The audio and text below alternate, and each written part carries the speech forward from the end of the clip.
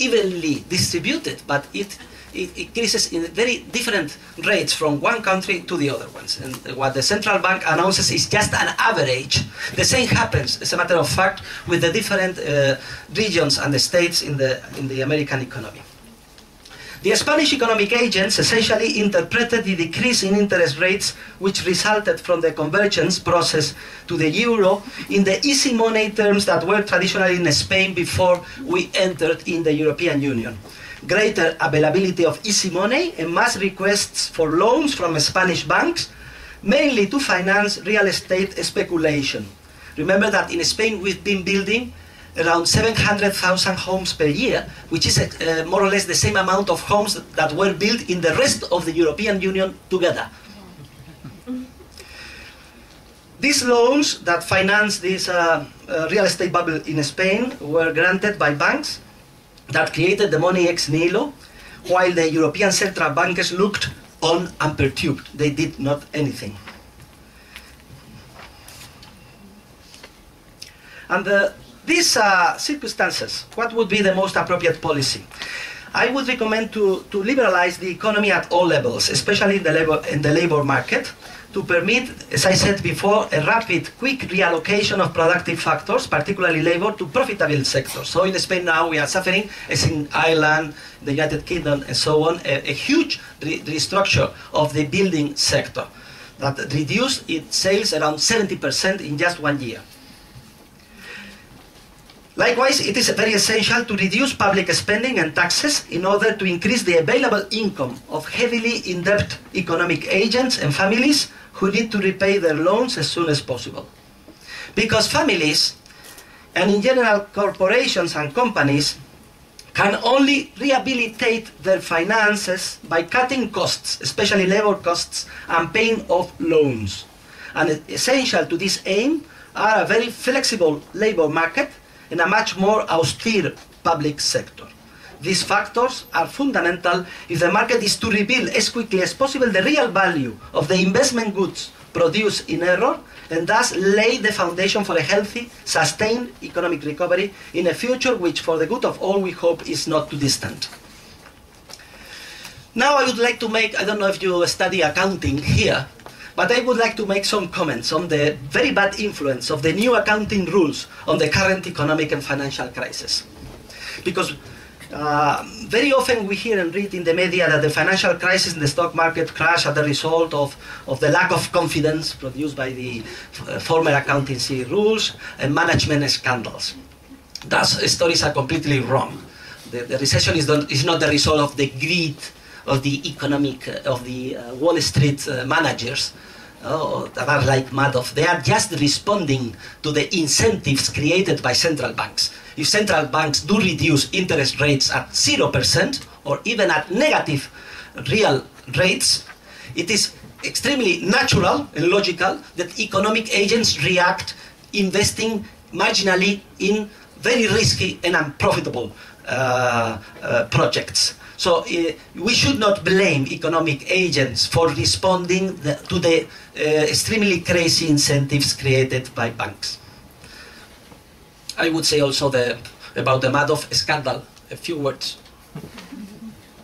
As you know, this is a Ponzi scheme that was in force for 15 years.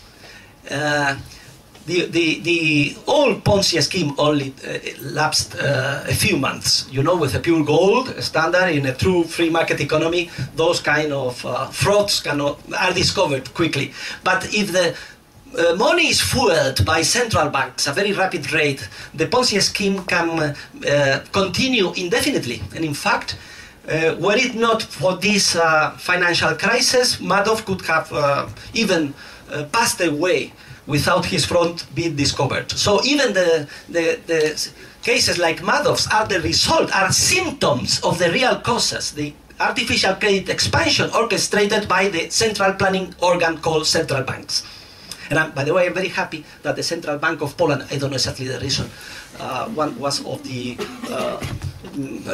bodies financing my book. Probably they want to make the harakiri dancers.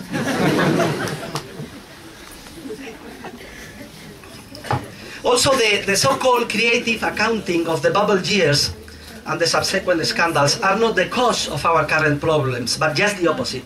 They are the consequence of the bad economic policy, monetary policy of the central banks. Accounting is the language of business, and its traditional century-old foundations, based on the principle of very prudent valuation of assets, namely that we must value in the accounting books at the lower of cost or the historical cost or the market value, at the less of them, at the lower of them.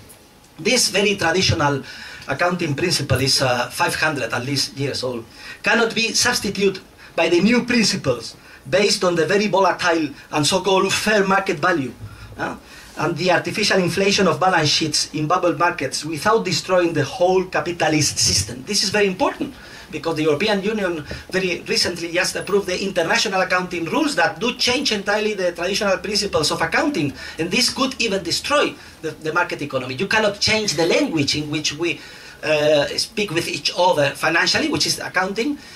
You cannot change those traditional principles without destroying our understanding of what is going on and destroying the market economy. We must not forget that a central feature of the recent period of artificial expansion was a gradual corruption on the American continent, first, as well as in Europe, second, of the traditional principles of accounting as practiced globally for centuries. To be specific, acceptance of the international accounting standards and their incorporation into law in most countries have meant the abandonment of the traditional principle of prudence and its replacement by the principle of fair value in the assessment of the value of balance sheet assets, particularly financial assets. Fair value is called. This is a way to cheat all citizens, because who is going to be against something fair? In this abandonment of the traditional principles of prudence, a highly influential role has been played by brokerage houses, investment banks, which fortunately are now on their way to extinction, and in general all parties interested in inflating book values in order to bring them, they say, closer to supposedly more objective stock market values, which in the past rose continually in an economic process of financial euphoria. In fact, during the years of the speculative bubble, this process was characterized by a feedback loop.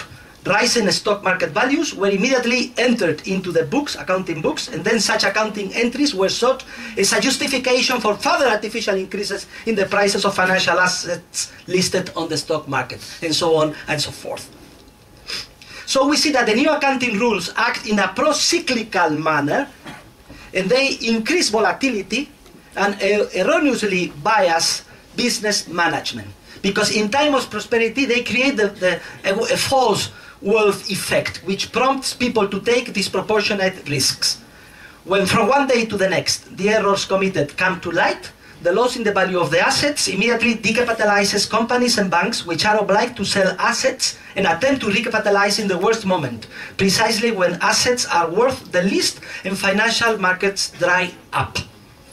Clearly, accounting principles which have proven so disturbing must be abandoned as soon as possible.